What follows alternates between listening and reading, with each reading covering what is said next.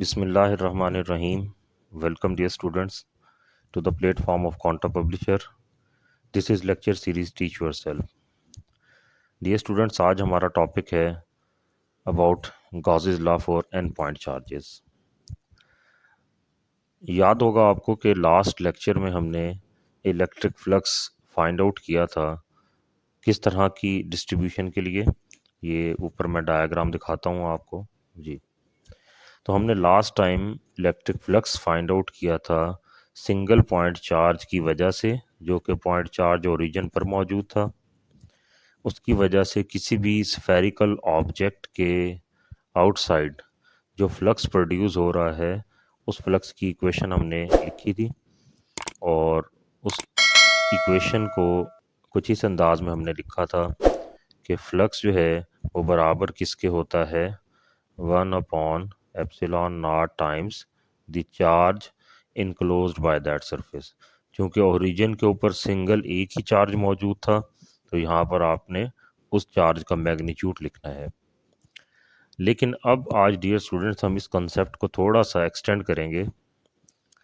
अब हम Gauss's law लिखेंगे फॉर एन पॉइंट चार्जेस। जैसा कि आपको यहाँ डायग्राम में नज़र आ रहा है कि इसी तरह से एक्स वाई और जी एक्सिस चूज़ किए गए, कार्टेशियन कोऑर्डिनेट सिस्टम है। और अब हम स्फेरिकल ऑब्जेक्ट के बजाय कोई इर्रेगुलर शेप ऑब्जेक्ट जो है वो कंसीडर कर लेते हैं और उस सरफेस का नेम हम एस रख लेते हैं। और लेट्स सपोज कि यहाँ पर जो चार्जेस हैं वो एक से ज़्यादा तादाद में मौजूद हैं, जो कि आपको डायग्राम में भी नज़र आ रहे हैं कि मल्टीपल चार्जेस जो हैं वो इस सरफेस के अंदर मौजूद हैं। अब इन तमाम चार्जेस की वजह से इस सरफेस से बाहर जो फ्लक्स होगा, उस फ्लक्स की अगर आपने वैल्यू लिखनी है या कोई इक्वेशन निकालनी है, तो वो इक्वेशन क्या बनेगी उसको हम देखते हैं। यहाँ पर आपको एक पहली इक्वेशन लिखी हुई नज़र आ रही होगी कि जो इलेक्ट्रिक फील्ड होता है वो सम अप होता है किनका, individual electric field produced by each charge. For example, यही डायग्राम के अंदर अगर मैं एक चार्ज कंसीडर करूं, फर्स्ट चार्ज यहाँ पर, तो इसकी वजह से एक इलेक्ट्रिक फील्ड होगा, उसको आप E1 का नेम दे लें। इसी तरह जो सेकंड चार्ज आगे मौजूद है, इसकी वजह से जो फील्ड प्रोड्यूस होगा उस फील्ड को आप E2 का नेम दे लें। इसी तरह जो थर्ड चार्ज है, तो उसकी वजह से जो फील्ड होगा उसको आप E3 का नेम दे लें। तो इस तरह से आप मल्टीपल चार्जेस के इलेक्ट्रिक फील्ड लिख सकते हैं। और ये हमें याद है कि एक सिंगल चार्ज की वजह से जो इलेक्ट्रिक फील्ड है वो किस शेप में लिखा जाता है। उसकी इक्वेशन कुछ इस तरह की थी, 1/4πε0 Q/R²।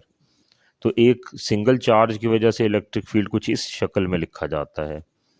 तो अब मल्टीपल चार्जेस हैं, तो हम हर एक चार्ज का अलग अलग इलेक्ट्रिक फील्ड जो लिखा था उसको अगर हम ऐड अप कर लें, सम अप कर लें, तो टोटल इलेक्ट्रिक फील्ड लिखा जा सकता है।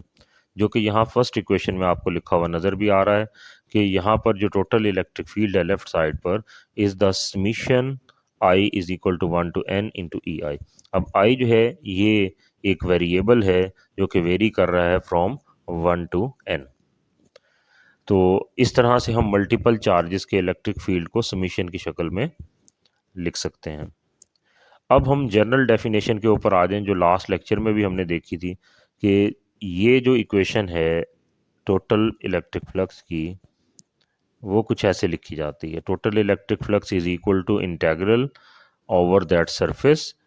और दो वेक्टर्स का प्रोडक्ट होता है और वो यहाँ पर आपको नज़र आ रहा है E.dA। इन दो वेक्टर्स का प्रोडक्ट ले लिया जाएगा, डॉट प्रोडक्ट, और फिर उसको इंटीग्रेट कर देंगे ओवर अ होल सरफेस। अब अगर डियर स्टूडेंट्स हम यहाँ से फर्स्ट इक्वेशन से जो इलेक्ट्रिक फील्ड हमने लिखा है, टोटल इलेक्ट्रिक फील्ड, अगर इसकी इक्वेशन यहाँ पर यूटिलाइज कर ली जाए, इस जगह पर ई की जगह, तो अब आप देखेंगे कि इंटेग्रल के अंदर ई आई लिखा हुआ नज़र आएगा और समीशन जो है वो आप इंटेग्रल से बाहर शिफ्ट कर दें। इससे आगे देखें हम इसको मज़ीद कैसे ट्रांसफॉर्म कर सकते हैं। ये जो सम ऑफ क्यू आई है, is equal to the total charge enclosed by that surface, कि इस सरफेस ने वो कितना चार्ज इनक्लोज किया हुआ था। अब हमने ये कैसे ट्रांसफॉर्म की, हमें मालूम है कि जो फ्लक्स होता है थ्रू अ होल सरफेस, उसकी डेफिनेशन हमने ये पढ़ी थी कि ई डॉट डी ए, इसको अगर इंटीग्रेट कर दें over a whole surface, that must be equal to one by epsilon naught times the charge enclosed by that surface. तो अब यहाँ पर हम क्या करेंगे कि वही डेफिनेशन इम्प्लीमेंट कर देंगे। नेक्स्ट स्टेप के अंदर देखें, आपको लिखा हुआ नज़र आएगा 1/एप्सिलॉन नॉट इंटू क्यू आई, लेकिन समीशन अगर अटैच कर दिया जाए क्यू आई के साथ तो वो किसके इक्वल हो जाएगा, total charge enclose by that surface. तो इस वजह से नेक्स्ट इक्वेशन में देखेंगे कि वो समीशन साइन भी जो है वो एलिमिनेट हो गया, और यहाँ पर जो है one by epsilon naught time the charge enclose by that surface. और डियर स्टूडेंट्स, लास्ट लेक्चर में हमने देखा था कि जब इलेक्ट्रिक फ्लक्स की हमने लास्ट कुछ रिजल्ट्स डिस्कस किए थे, तो हमने एक पॉइंट वहाँ ये भी डिस्कस किया था कि electric flux does not depend upon the shape और ज्योमेट्री ऑफ दैट सरफेस। वो डिपेंड किस पर करता है कि उसके अंदर कितना चार्ज इनक्लोज है। जितना ज़्यादा चार्ज इनक्लोज होगा उतना ही ज़्यादा इलेक्ट्रिक फ्लक्स होगा। तो इसलिए यहाँ पर भी आप देखेंगे जो फार्मूले का पैटर्न आया है वो शेप डिपेंडेंट नहीं है। इससे पहले वाला जो था वो भी शेप डिपेंडेंट नहीं था। तो अब हम इसको आगे फर्दर एक्सटेंड करते हैं, एक और अंदाज से इस गॉसेस लॉ को जो है वो समझने की कोशिश करते हैं। फॉर एग्जांपल हम कंसीडर करते हैं कि एक चार्ज क्यू जो है वो इनसाइड अ सरफेस मौजूद है, किसी भी एक सरफेस के अंदर, और फिर हम एक elemental area D A consider कर लेते हैं जो कि थीटा एंगल बना रहा होगा किसके साथ, इलेक्ट्रिक फील्ड इंटेंसिटी ई के साथ। अब हम वो इलेक्ट्रिक फील्ड इंटेंसिटी किसी एक डिस्टेंस आर के ऊपर अगर लिखना चाहें तो उसका फॉर्मूला तो हमें मालूम है, सिंगल पॉइंट चार्ज है तो उसको आप कुछ इस अंदाज में लिख सकते हैं 1/4πε0 Q/r² into are unit vector. और अगर हमने उस डिफरेंशियल एरिया से अगर वो फ्लक्स कैलकुलेट करना है, जैसा कि यहाँ डायग्राम में भी आपको मैं दिखाता हूँ जी। तो यहाँ आगे डायग्राम में आपको नज़र आएगा ये कि अगर फॉर एग्जांपल ये इरेगुलर शेप सरफेस है और इस सरफेस के अंदर हमने किसी एक पॉइंट के ऊपर एक चार्ज को कंसीडर कर लिया, लेट्स से कि ये है ओरिजिन और यहीं पर वो चार्ज मौजूद है, और इस सरफेस का नेम जो है वो एस रख लिया। अब इस चार्ज की वजह से कोई इलेक्ट्रिक फील्ड तो है, उस इलेक्ट्रिक फील्ड की डायरेक्शन कुछ ऐसी होगी, आउटवर्ड, रेडियली आउटवर्ड ऐसे। तो वो इलेक्ट्रिक फील्ड की डायरेक्शन जो है वो कुछ ऐसे मैं बना लेता हूँ। और फिर क्या है कि इस सरफेस के अंदर एक एरिया ऐसे हम कट कर लेते हैं, और इस एरिया का डिफरेंशियल एरिया का जो वेक्टर है वो कुछ इसके परपेंडिकुलर डायरेक्शन में ऐसे अगर मैं प्लॉट कर लूँ, उसको मैं लिख लूँ डी ए। और इस सरफेस को जिसको हमने कट किया है, अगर हम इसके अक्रॉस देखें तो जी, अगर हम इसके अक्रॉस फ्लक्स लिखना चाहें तो मैं उसको डिफरेंशियल फ्लक्स लिखूंगा डी फाई ई। तो सबसे पहले तो हम इसकी इक्वेशन देखेंगे कि इस जगह के लिए जो डिफरेंशियल फ्लक्स है वो क्या होगा, और बाद में फिर हम टोटल एरिया के अक्रॉस जो है वो फ्लक्स लिखने का तरीका देखेंगे। तो यहाँ पर डियर स्टूडेंट्स यही डिफरेंशियल फ्लक्स आपको सबसे पहले लिखकर दिखाया गया है कि डिफरेंशियल फ्लक्स जो है वो बराबर किसके होगा, ई डॉट डी ए के बराबर होगा। और यहाँ पर अगर हम इसके राइट हैंड साइड पर इलेक्ट्रिक फील्ड की पहले इक्वेशन पुट कर लें 1/4πε0 Q/r² into are unit vector, और फिर डॉट किसके साथ कर लें, डी ए के साथ। इसी पैटर्न के ऊपर अगर हम इसको इंटीग्रेट कर दें ऑन बोथ साइड तो फिर हम क्या फाइंड आउट कर लेंगे, टोटल फ्लक्स फाइंड आउट कर लेंगे। तो इसके लिए आप इसको इंटीग्रेट करें, लेफ्ट साइड पर डिफरेंशियल पार्ट जो है वो इंटीग्रल पार्ट से कैंसिल हो जाएगा, तो टोटल फ्लक्स फाई ई बचेगा। और राइट साइड के ऊपर आप इंटीग्रेशन को एज इट इज़ रहने दें, और अब इसकी इंटीग्रेशन परफॉर्म करें तो Q/4πε0 वाला जो फैक्टर है ये सेपरेट हो जाएगा, R unit vector dot D A upon R square इसको आप सेपरेट कर लें। तो ये देखें ये इंटीग्रेशन के अंदर आपको नज़र आएगा। यहाँ पर हम आर यूनिट वेक्टर की डेफिनेशन पुट कर सकते हैं।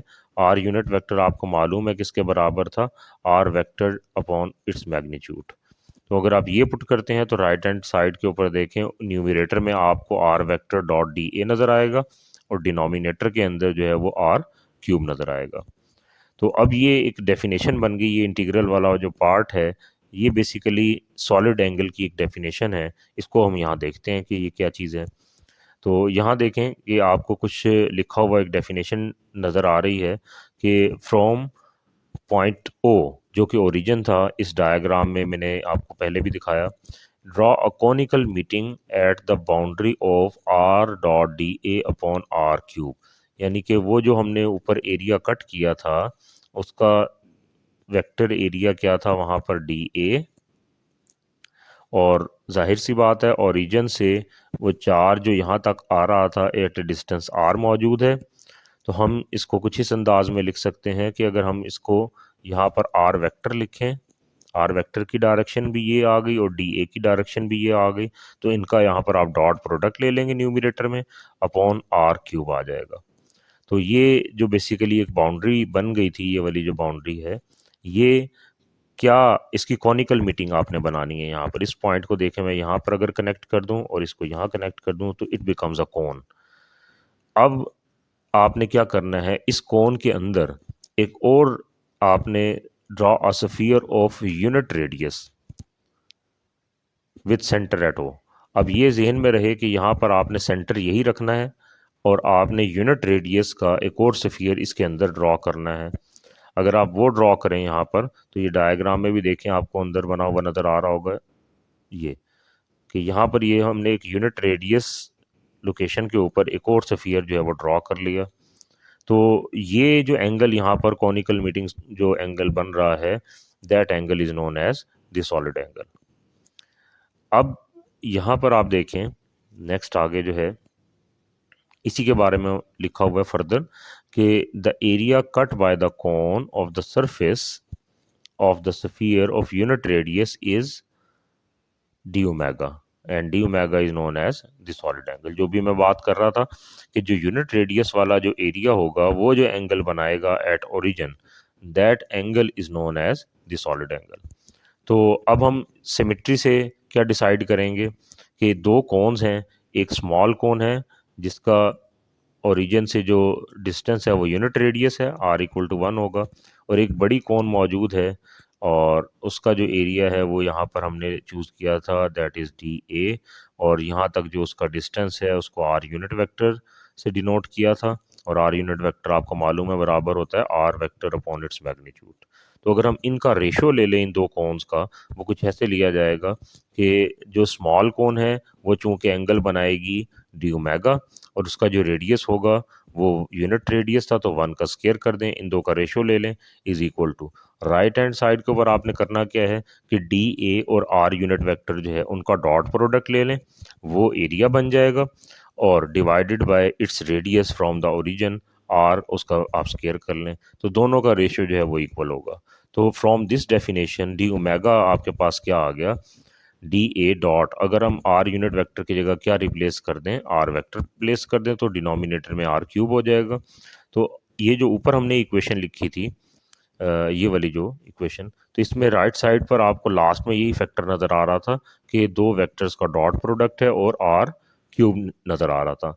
अब अगर हम इसको इंटीग्रेट कर लें, यहाँ देखें आगे इंटीग्रेशन करके दिखाई हुई है कि अगर आप इसको इंटीग्रेट कर लें ऑन बोथ साइड तो फिर आप देखेंगे कि यही अगेन इंटीग्रेशन जो है वो डिफरेंशियल से कट हो जाएगा।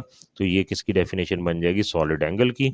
और सॉलिड एंगल का जो फाइनल फार्मूला है वो बराबर किसके होता है, 4πr स्क्वायर के बराबर। और अगर हम लेट कर लें कि r की वैल्यू जो है 1 है, यूनिट रेडियस है, तो फिर फाइनल आंसर जो है वो किसके इक्वल होगा, 4π के इक्वल आ जाएगा। तो चलिए अब हम यही सॉलिड एंगल की डेफिनेशन जो है वो इसमें यूटिलाइज करते हैं इक्वेशन में। तो यहाँ पर आप देख रहे हैं कि वो राइट हैंड साइड पर जो टर्म थी वो एज इट इज़ है और बाहर उसके क्यू अपॉन 4π एप्सिलॉन नॉट मौजूद है। इसकी जगह पर हमने क्या लगा दिया, आंसर 4π लगा दिया। तो यहाँ पर 4π जो है वो इस 4π से कैंसिल हो जाएगा और फाइनल आंसर क्या आएगा, 1 upon epsilon not times the charge enclosed by that surface. तो ये वही रिजल्ट आ गया जो हमने शुरू में इलेक्ट्रिक फ्लक्स का देखा था कि सिंगल पॉइंट चार्ज की वजह से जो इलेक्ट्रिक फ्लक्स है वो कुछ इस अंदाज में लिखा जा सकता है, 1/ε0 time the charge enclosed by that surface. अब फॉर एग्जांपल हम इसको मज़ीद एक्सटेंड करते हैं कि यही जो इरेगुलर शेप सरफेस था उसमें सिंगल चार्ज ओरिजिन पर जो मौजूद था उसके बजाय मल्टीपल चार्जेस मौजूद हैं। तो फिर अगर मल्टीपल चार्जेस मौजूद हैं तो हम उसको कैसे एक्सप्रेस कर सकते हैं, Q1 Q2 Q3 up to so on Qn।